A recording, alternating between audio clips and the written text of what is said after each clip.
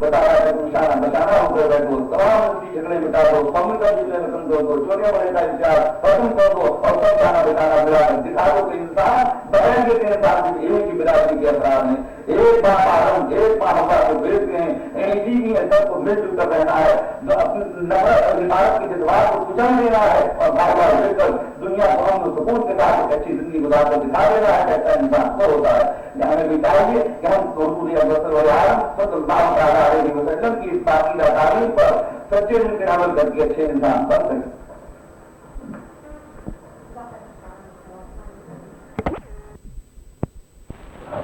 الحمد لله حمدا كثيرا طيبا مباركا فيه، هو الأول هو الآخر هو الظاهر هو الباطن وهو بكل شيء عليم۔ فأعوذ بالله من الشيطان الرجيم، بسم الله الرحمن الرحيم۔ يا أيها الذين آمنوا اجتنبوا كثيرا من الظن إن بعض الظن إثم ولا تجسسوا ولا يغتب بعضكم بعضا أيحب أحدكم أن يأكل لحم أخيه ميتا فكرهتموه، صدق الله مولانا العظيم وصدق رسوله النبي الكريم، ونحن على ذلك لمن الشاهدين والشاكرين والحمد لله رب العالمين۔ اے اللہ کے آخری رسول حضرت محمد مصطفیٰ صلی اللہ تعالی علیہ وسلم سے محبت کرنے والوں، جھوم جھوم کر بارگاہ رسالت میں درود شریف پڑھو۔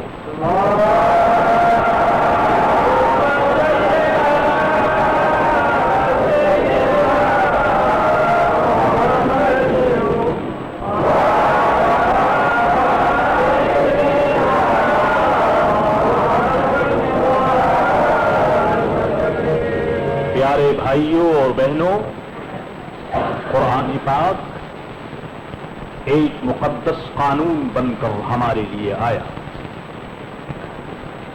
یہ سوسائٹی کی ہر سرکل میں ہماری اچھی رہنمائی کرتا ہے، ہماری زندگی کا ایک بہترین گائیڈ ہے، بہترین انسٹرکٹر ہے قرآن پاک۔ ہم قرآن پاک کا مطالعہ کریں، اس کو دیکھیں، سمجھیں اور اس پر عمل کریں تو یقیناً اس دنیا میں ہمارا وجود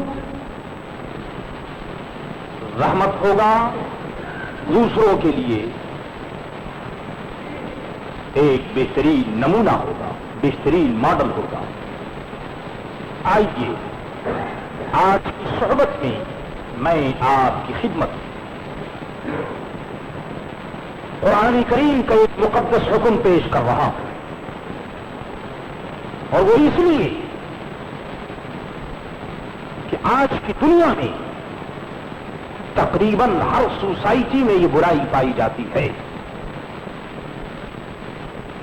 اور کوئی قوم اس برائی سے محفوظ نہیں۔ قرآن کریم نے اس آیت میں مسلمانوں کو خطاب کیا اور فرمایا کہ اے ایمان والو، یا ایھا الذین آمنوا اجتنبوا کثیرا من الظن، اے ایمان والو زیادہ گمان کرنے سے بچو۔ ان بعض الظن اثم، کیوں کہ بے شک بعض گمان جو ہے وہ گناہ ہوتا ہے، گناہ۔ فرمایا ولا تجسسوا، اور لوگوں کے عیب جوئی نہ کرو، لوگوں کے عیب کو تلاش نہ کرو۔ ولا یغتب بعضکم بعضا، اور نہ تم ایک دوسرے کی غیبت کرو۔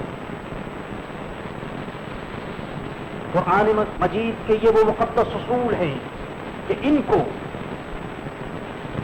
سونے کے حروف سے لکھیے اور اپنی زندگی میں ہر وقت سامنے رکھیے۔ بڑے مقدس اور بڑے ضروری چمکتے ہوئے اصول۔ پہلی بات تو ارشاد فرمائی کہ زیادہ گمان سے بچو۔ کیوں؟ عموماً ہوتا یہ ہے کہ ہم ایک دوسرے کے متعلق غلط گمان کر لیا کرتے ہیں، گھر بیٹھے فیصلہ کر لیتے ہیں اور یہ سمجھنے کی کوشش نہیں کرتے کہ جو کچھ ہم ایک بھائی کے متعلق سمجھ رہے ہیں آیا یہ صحیح ہے یا غلط ہے؟ سرکار دو عالم صلی اللہ تعالی علیہ وسلم نے تاکید فرمائی اور فرمایا کہ خبردار گمان مت کرو، کسی مسلمان کے متعلق تمہیں یہ رسپانسبلٹی نہیں دی گئی، تمہیں یہ رائٹ نہیں دیا گیا کہ تم راستہ چلتے گھر بیٹھے تم اس کے متعلق غلط فیصلہ کر لو، تمہیں یہ حق نہیں دیا گیا۔ علماء ارشاد فرماتے ہیں ہمارا خیال، ہمارا گمان کہ اللہ غفور الرحیم ہے، یہ بالکل ٹھیک ہے، اللہ کے ساتھ اچھا گمان کرنا چاہیے، یہ تو واجب ہے، ضروری ہے کہ اللہ کے ساتھ اچھا گمان کرے، اور ایک مسلمان دوسرے مسلمان کے ساتھ اچھا خیال رکھے، وہ سمجھے کہ یہ میرا بھائی ہے، یہ میرا عزیز ہے، ہم ایک دوسرے پر بھروسہ کریں اور ایک دوسرے کے متعلق اپنی رائے اچھی رکھیں، کوئی غلط رائے قائم نہ کر لیں۔ ارشاد فرمایا گیا اچھا گمان، پھر ارشاد فرمایا علماء نے کہ معاذ اللہ کے متعلق اچھا گمان نہ رکھنا یہ حرام ہے، اچھا گمان رکھنا ہے۔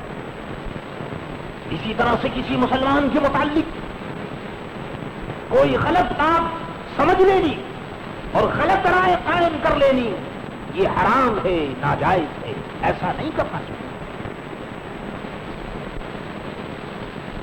کیوں کہ ہو سکتا ہے کہ ہم جس مسلمان کے متعلق یہ سمجھ رہے ہیں کہ یہ بات اچھی نہیں، ہو سکتا ہے کہ اس کے اندر یہ بات نہ ہو۔ پھر اگر آپ کسی کو نصیحت کرنا چاہتے ہو، کسی کو اچھی بات سے روکنا چاہتے ہو، تو اس کا بہترین طریقہ یہ ہے کہ خود اس کے پاس جائیے، اس کو سمجھائیے، اس سے باتیں کیجیے پیار اور محبت کے ساتھ۔ یہ طریقہ تو آپ کا اچھا ہے، لیکن آپ گھر بیٹھے کسی کے متعلق غلط گمان قائم کر لیں تو اس سے آپ کو نقصان ہوگا، دنیا میں بھی آپ نقصان میں رہیں گے اور آخرت میں بھی آپ کے لیے گناہ عظیم ہوگا۔ کیا ہماری سوسائٹی میں ایسی باتیں نہیں پائی جاتی؟ ضرور پائی جاتی۔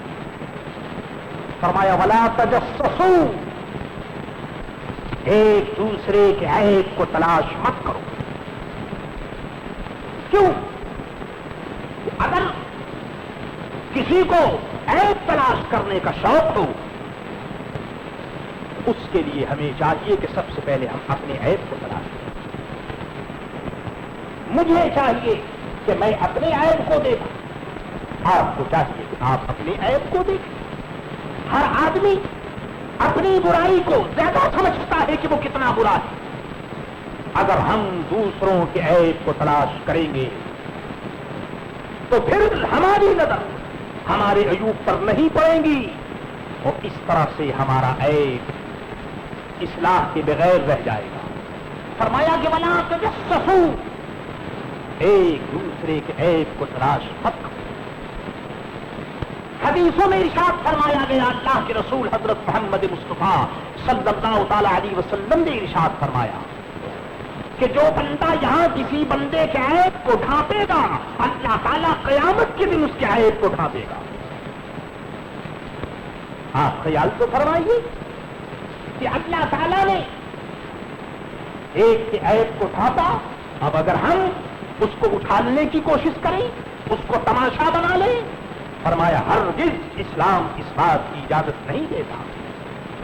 ہاں، اگر کسی شخص کے اندر کوئی گندی عادت ہے، یا واقعی میں برا عیب ہے، اور اگر آپ چاہتے ہیں اس کی اصلاح، اس کا طریقہ یہ ہے کہ آپ پیار اور محبت کے ساتھ اسے سمجھائیں، یہ نہیں کہ آپ پروپیگنڈا کریں یا یہ کہ اس کے عیب کو اچھالنے کی کوشش کریں.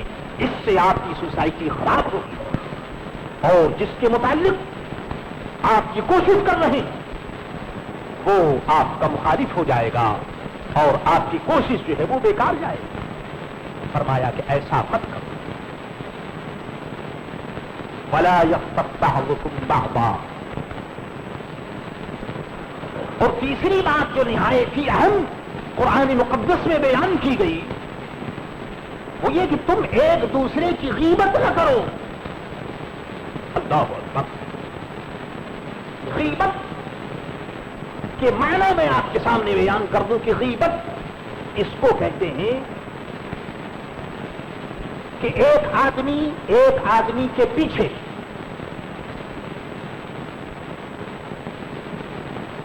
ایسی بات کرے جس بات سے اس آدمی کو ناگوار گزرے.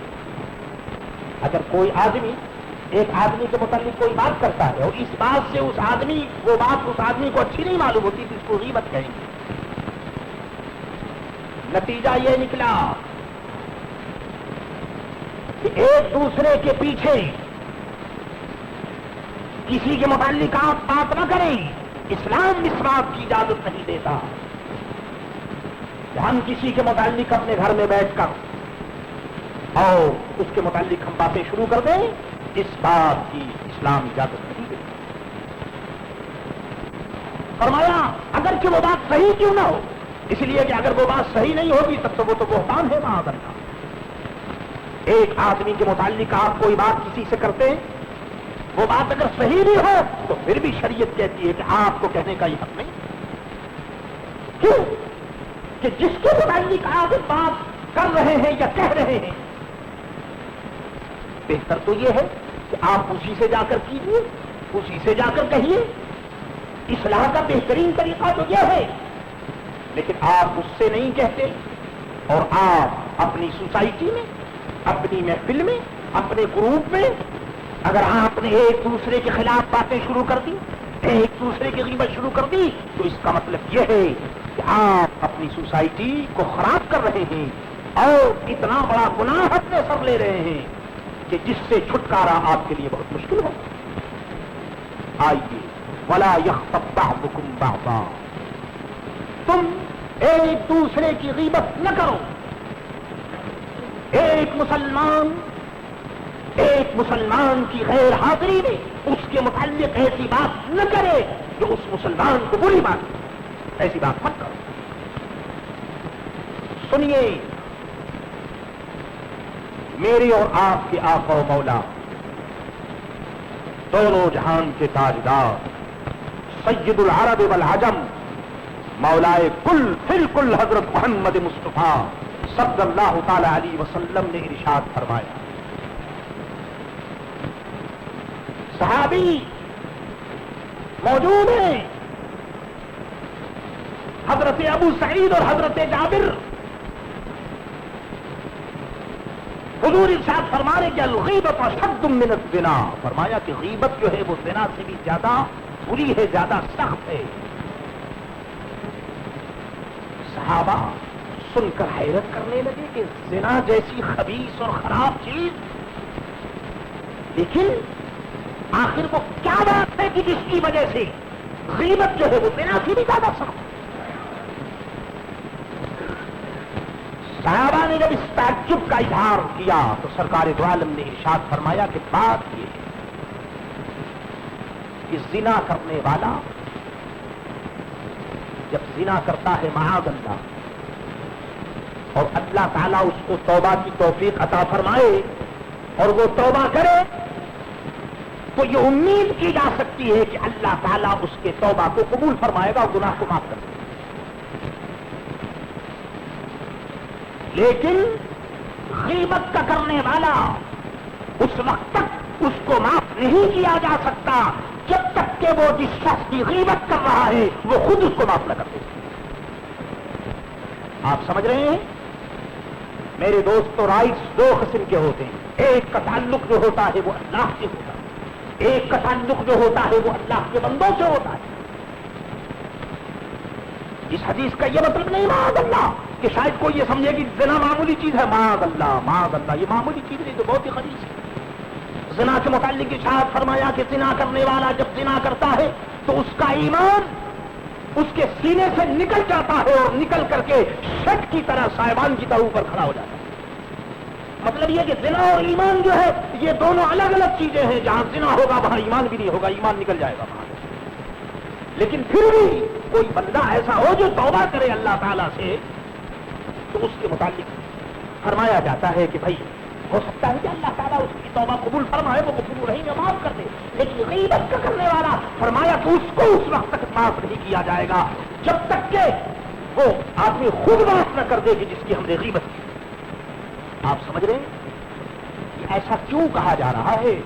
کہ اس لیے کہ سوسائٹی کا ایڈمنسٹریشن, سوسائٹی کا امن اور سوسائٹی کی جو پیس ہے وہ اسی وقت تک قائم رہ سکتی ہے جب تک ہم ایک دوسرے پر اعتماد اور بھروسہ نہ کریں.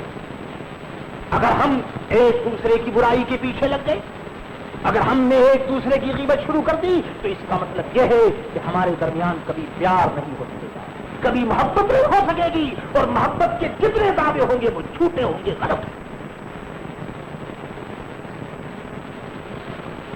ابھی دو دوستوں, میں نہایت ہی صاف لفظوں میں آپ سے عرض کر رہا ہوں, یہ باتیں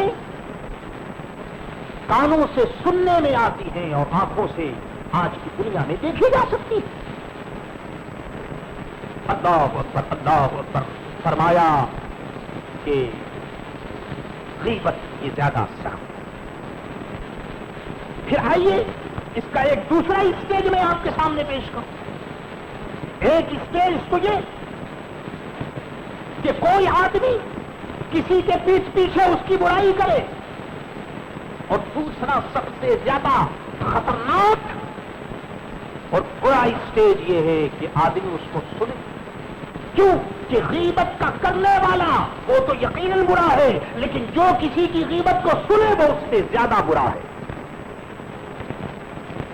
ہماری عادت ہو گئی ہے کہ ہم ذوق شوق سے سنتے ہیں, ایک دوسرے کی برائیاں کان کھول کھول کر سنتے ہیں اور سمجھتے ہیں کہ یہ بھی ایک تماشا, یہ بھی ایک مارکیٹ اور بازار ہے. یاد رکھیے ہم مسلمان ہیں اور یقیناً مسلمان ہیں, اور لا الہ الا اللہ محمد رسول اللہ پر ہمارا یقین ہے. تو ہمیں یقین کرنا چاہیے کہ پکڑا جائے گا, گرفت ہوگی ان لوگوں کی جو غلط باتوں کو سنتے ہیں اور سن کر کے بس چپ ہو جاتے ہیں. میرے دوستو یہ میں نہیں کہتا, سرکار دو عالم صلی اللہ تعالی علیہ وسلم کی حدیث ہے. حضور صلی اللہ تعالی علیہ وسلم نے ارشاد فرمایا کہ جو بندہ, جو مسلمان, جو بھائی اس کے سامنے کسی کی غیبت کی جائے تو اس کو کیا چاہیے؟ اس کو چپ نہیں دینا چاہیے. یہ چپ رہنے کی جو پالیسی ہے میرے دوستو یہ نہایت ہی خطرناک ہے. یاد رکھو چور کا ساتھی چور ہوا کرتا ہے. جو غیبت کسی کی سنتا ہے تو اس کا مطلب یہ ہے کہ وہ بھی غیبت کرنے والے کے ساتھ ہے. حضور فرماتے ہیں کہ کسی کے سامنے اگر کسی کی برائی ہو تو چاہیے کہ وہ اپنے بھائی کی طرف سے صفائی پیش کرے, وہ جواب دے, صفائی پیش کرے کہ یہ بات غلط ہے, یہ بات صحیح نہیں, ایسی بات تمہیں نہیں کرنی چاہیے. سبحان اللہ. اے اللہ کے رسول صلی اللہ تعالی علیہ وسلم, حضور ان لوگوں کی خوبیاں بیان کر رہے ہیں کہ جو اپنے بھائی کی مدد کرتے. اگر پیٹھ پیچھے کوئی آدمی کسی کو برا کر رہا ہو یا کہہ رہا ہو تو وہ آدمی چپ نہیں رہتا بلکہ اپنے بھائی کی طرف سے جواب دیتا ہے اور کہتا ہے کہ یہ بات صحیح نہیں, یہ بات غلط ہے. تو سنیے, ایسا آدمی جو اپنے بھائی کی غیبت کو سن کر چپ نہ رہے بلکہ اس کی طرف سے جواب دے اور اس کی صفائی کرے, حضور فرماتے ہیں کہ اللہ تبارک و تعالیٰ کے ذمہ کرم پر یہ واجب ہے کہ اللہ تعالیٰ اس کو بخش دے گا, معاف فرما دے گا, اس کی مغفرت ہو جائے گی, بخش ہو جائے گی. اس قدر خوش نصیب ہیں وہ لوگ کہ جن کے دل و دماغ میں اس قسم کا جذبہ ہے کہ وہ اپنے مسلمان بھائی کی غیبت کو سن نہیں سکتے، اور اگر سن لے تو میرے دوست تو فوراً اس کی طرف سے وہ جواب دے دیں۔ پیارے بھائیوں اور پیاری بہنوں، اگر ہم چاہتے ہیں کہ اپنی سوسائٹی کو پاک اور صاف کریں، ہم اگر چاہتے ہیں کہ ایسا کام کریں کہ جس سے ہمارا اللہ اور ہمارا رسول راضی ہو، اس کے لیے نہایت ہی ضروری ہے ہم اپنے دلوں کو، اپنے دماغوں کو ایک دوسرے مسلمان کی برائیوں سے، عیب سے اور بیکار باتوں سے خالی کر کے اپنی اصلاح کریں۔ امید ہے اور اللہ کے فضل و کرم سے یقین ہے کہ یہ مسلمان خود ایک دوسرے کے لیے اچھائی کی بہترین دلیل بن جائے گا۔ سرکار دو عالم صلی اللہ تعالی علیہ وسلم نے ایسے مسلمان کی تعریف فرمائی اور فرمایا کہ ان کی مغفرت ہو جائے۔ قرآن عظیم کا مضمون اور سرکار دو عالم صلی اللہ تعالی علیہ وسلم کی حدیث آپ نے سن لی۔ اسی لیے بزرگوں نے ارشاد فرمایا کہ انسان کو اپنے عیوب سامنے رکھنے چاہیے۔ سنیے قرآن عظیم کا ترجمہ رہا جاتا ہے، فرمایا کہ تم میں ایک دوسرے کی غیبت مت کرو۔ ایحب احدکم ان یاکل لحم اخیہ، کیا تم میں پسند کرے گا کوئی شخص کہ وہ اپنے مرے ہوئے بھائی کا گوشت کھائے؟ اللہ لحم اخیہ میتا، کوئی آدمی اس بات کو پسند نہیں کرے گا کہ وہ اپنے مرے ہوئے بھائی کا گوشت کھائے۔ مرے ہوئے بھائی کا کیا، کوئی زندہ بھائی کا بھی گوشت نہیں کھا سکتا معاذ اللہ۔ تو قرآن کریم میں فرمایا گیا کہ مرے ہوئے بھائی کا گوشت ایک بھائی کبھی نہیں کھانا پسند کرے گا۔ فکریہتم، تم کو یہ گوارا نہ ہوگا۔ تو فرمایا کہ جو آدمی ایک دوسرے کی غیبت کرتے ہیں تو وہ ایسا ہی ہے کہ جیسے اپنے مرے ہوئے بھائی کا گوشت کھاتا ہے۔ آئیے شان نزول بھی میں بیان کرتا چلوں۔ حضرت سلمان فارسی رضی اللہ تعالیٰ عنہ، ہوتا یہ تھا کہ سرکار دو عالم صلی اللہ تعالیٰ علیہ وسلم جب کبھی خطبات میں لڑنے کے لیے، لڑائی کے لیے، کسی کام کے لیے مسلمانوں کی جماعت کو بھیجتے تو دو امیر مسلمانوں کے ساتھ ایک غریب کو کر دیتے تاکہ دو امیر کے ساتھ ایک بیچارے غریب کا بھی گزارا ہو جائے اور کھانے پینے میں یہ غریب کچھ نہیں ہو۔ ایک موقع آیا کہ حضرت سلمان کو دو امیر مسلمانوں کے ساتھ اور صحابہ کے ساتھ کر دیا گیا۔ ایک وقت ایسا آیا کہ حضرت سلمان رضی اللہ تعالیٰ عنہ ان دونوں امیر جو صحابہ تھے ان کے لیے وہ کھانا نہیں پکا سکے اور کھانا پکانا رہ گیا۔ ان دونوں صحابہ نے حضرت سلمان سے فرمایا کہ آپ جائیے اور جا کر کے سرکار دو عالم صلی اللہ تعالی علیہ وسلم کہ یہاں سے اور حضور کا جو باورچی خانہ ہے یا جو جہاں حضور کا کھانا پکتا ہے وہاں سے کچھ ہمارے لیے کھانا لے آؤ۔ حضرت سلمان وہاں گئے کھانا لانے کے لیے۔ سرکار دو عالم صلی اللہ تعالی علیہ وسلم کے جو باورچی ہیں حضرت اسامہ، انہوں نے عرض کر دیا کہ یہاں کھانا نہیں۔ حضرت سلمان نے جا کر کے اپنے دونوں ان امیر صحابہ کو کہہ دیا کہ میں گیا تھا حضور کے باورچی خانہ میں، لیکن باورچی نے حضرت اسامہ نے کہہ دیا کہ کھانا نہیں۔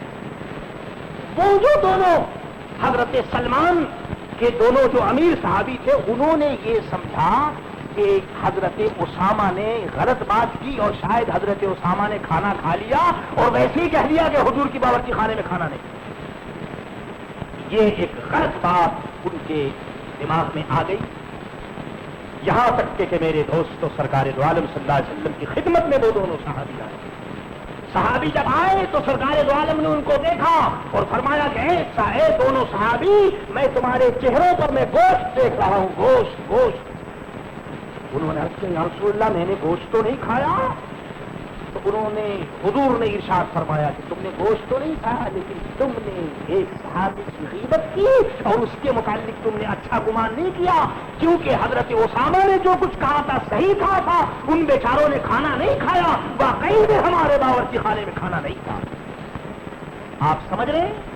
جب صحابہ کے متعلق میرے دوستوں یہ باتیں موجود ہیں اور انہیں قدم قدم پر سرکار دو عالم نے ہدایت فرمائی کہ دیکھو کسی کے متعلق بدگمانی نہ کرنا، کسی کے متعلق اس قسم کی باتیں نہ کرنی، تو میرے دوستوں ہمیں اپنے دامن کو دیکھنا چاہیے، ہمیں اپنی زندگی کو چیک کرنی چاہیے اور ہمیں اپنے آپ کو اصلاح کرنے کی کوشش کرنی چاہیے کہ تاکہ ہم دنیا میں مسلمان بن کر رہیں اور ہمارا خاتمہ ایمان پر ہو۔ وما علینا الا البلاغ المبین۔